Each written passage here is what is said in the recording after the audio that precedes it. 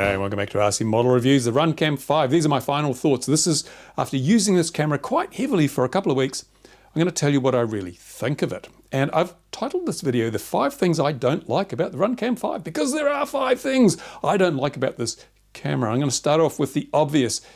It's black. Okay, now that's sexy, but obviously Runcam don't watch contemporary American television, or they'd know that orange is the new black. And so one of the things, Runcam has sort of turned the fluorescent orange camera into kind of like its trademark. It has a lot of really bright orange coloured cameras in its lineup, and that's great because, you know, you have accidents, cameras get separated from models, and it's really nice if you can find them in the long grass. But this is black, and black's really hard to find. Now you can wrap it in vinyl and things, but honestly, wouldn't it be just easier if it was made of a bright colour? Having said that, of course, things have changed a little from the early days of the Mobius, because these days you are less likely to have your camera separated from your model due to the proliferation of 3D printed camera mounts and things, and even stuff like this. I mean, if I'm really worried about this not being fluorescent orange, I can put it in here. If I can get it. Look, I've got a fluorescent orange mount. So providing it doesn't get separated from the mount, then it's still going to be visible in the grass. So yeah, it's a small point, but you know, hopefully they will do a fluorescent orange one, because I'd really like that. That's point number 1. Now, the second thing I don't like about the Runcam 5 is this QR code thing. It's a pro and a con. Trying to set the camera parameters in bright sunlight using your smartphone is really a frustrating exercise. They even acknowledge that in the manual, that this may not work too well in the bright sun. So I came up with the idea of printing the QR codes onto paper. However, I have a feeling, I haven't checked this, but I have a feeling that embedded in the QR code is the time and date stamp. So if you keep using the same card, same piece of paper, with the same QR code to change the settings, you're probably going to be resetting the clock in the camera back to whatever it was when you created the QR code. And that could cause some problems if you're trying to sort your footage by date or whatever, or you might end up with duplicate file names. I don't know, I'm just speculating there, but it would be really nice if that was, if it was more reliable than it is. But hey, it's better than nothing. The third thing I don't like about the Runcam 5 is that the way you activate the QR code system is you push the on button twice, and that triggers the LED goes blue, and that triggers the QR code recognition thing. Now, I've just got old slow fingers, I think, because at least half the times I try and switch it into the QR code reading mode, it simply starts recording. No! So I end up with a 20 or 30K file, which I didn't want on my card, and I've got to stop it recording and go back and do it again. It's a little niggle. It may just be me. I must be too old and too slow. But that is the third thing I don't like about the Runcam 5. And the fourth thing is a lack of Superview. Yes, it has XV, which apparently stands for extended vertical. But it's not Superview. Superview is not the same as just having more pixels in the vertical plane, because what happens then is you just get an image that is kind of squashed. It's like watching a 4:3 video through 16:9 video goggles. You get the picture stretched out horizontally if you make it into a 1080p image, and it's just, yeah, it doesn't even look right. I'm doing a video right now on what Superview is and how you can achieve it if you have a camera that doesn't do Superview.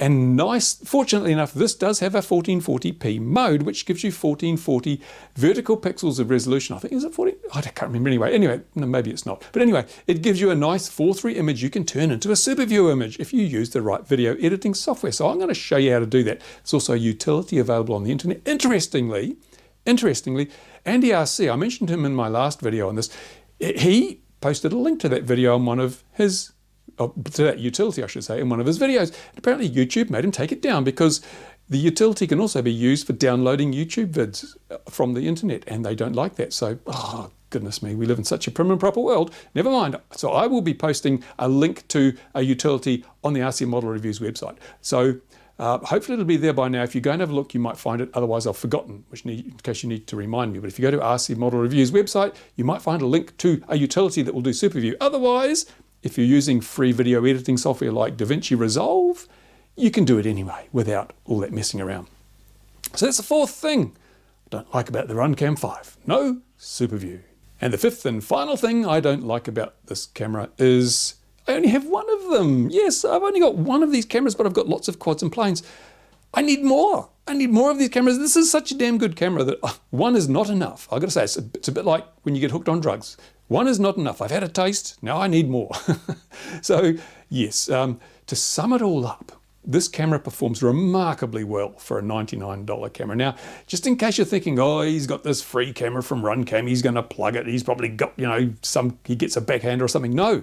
I am probably the last person you'd ever call a Runcam shill, because when the Runcam 3S came out, I panned it because I don't like the Runcam 3S. It's not a good camera. It's got horrible optics, and I complained about the lens flares. It's heavy, and it doesn't fit a GoPro session mount. It's not standard size. So it was really a very meh product. And I said as much. Every company makes good products and bad products. The Runcam 3S is Runcam's bad product. This is their super excellent product that I wholeheartedly recommend. And now I haven't crashed it. So the only thing I can't attest to is its durability. So it may be fragile, we don't know. If I crash it and break it, I'll let you know. Keep an eye on the interwebs for other people's reviews. They may break them. Keep an eye out for Bot Grinder, because I think he's going to throw it at a brick wall or something. Anyway, so, but yeah, from what I've seen, the 2 weeks using it, the results I've got from it. I mean, look at this. You've seen this footage already. This is the cloud footage. I mean, that's a stunning piece of video, and lots of people have remarked, wow, I'm going to buy one of these because I saw that footage. And true, that is a good reason. But you'll notice that when it's faced directly into a very bright light in this particular video, there's a lot of vertical streaking, which is, I don't know what's caused that. Maybe there's moisture on the lens, I'm not sure. Now, here's another clip where I was actually flying around a tractor, and you'll notice that it's still into the sun, the light handling kind of clouds, it kind of flares a bit, which, but there's not a lot of lens flares as such. It looks like something else. But then again, just to show you that it's highly dependent on the lighting, here's some footage I took in the local park. And you can see that the light handling here is absolutely brilliant. I go from shade into full light, sun's in full view, the wide dynamic range is working perfectly. In this particular situation, this camera is $1 million. It's a brilliant camera. It is fantastic. And I mean, you might want to play around with the settings. I've turned the exposure down a bit because it tends to come out a bit light and it kind of blows the highlights out. So I like to have my cameras running a little dark rather than bright, because you can always bring stuff up out of the dark easier than you can. Once you crush the highs, you're pretty stuffed. So play around. And again, as I say, you might have to use the utility and the QR codes to do that. But it is, for a $99 camera, 4K. It does 4K, for goodness sake.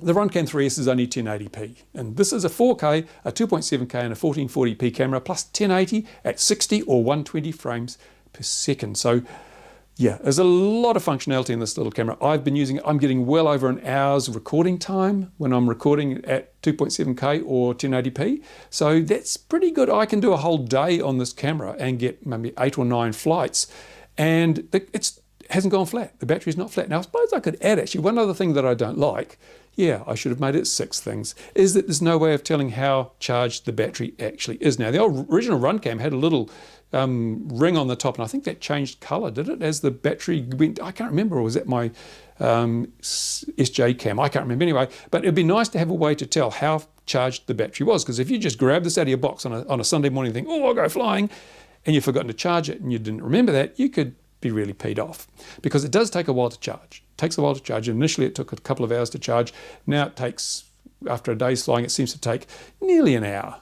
So maybe it depends on the type of USB power supply you're using. So you really want to make sure it's charged. So it would be nice if they had, I don't know, maybe a little, maybe they could make that LED change color, or they could have several LEDs in a little bar graph or something. I mean, the LEDs are cheap, but that aside, I can't find really any decent faults, damn it. So there you go. That's the Runcam 5. And I would say, it's not often I give something a wholehearted endorsement, but I wholeheartedly endorse it. In my opinion, this is the best $99 camera on the market, bar none. It's not as good as a GoPro Session 5, obviously, because it's half the price. And you can buy it new, but you can't buy the GoPro Session anymore unless you get it from eBay or Trade Me. Sorry, in New Zealand we call it Trade Me.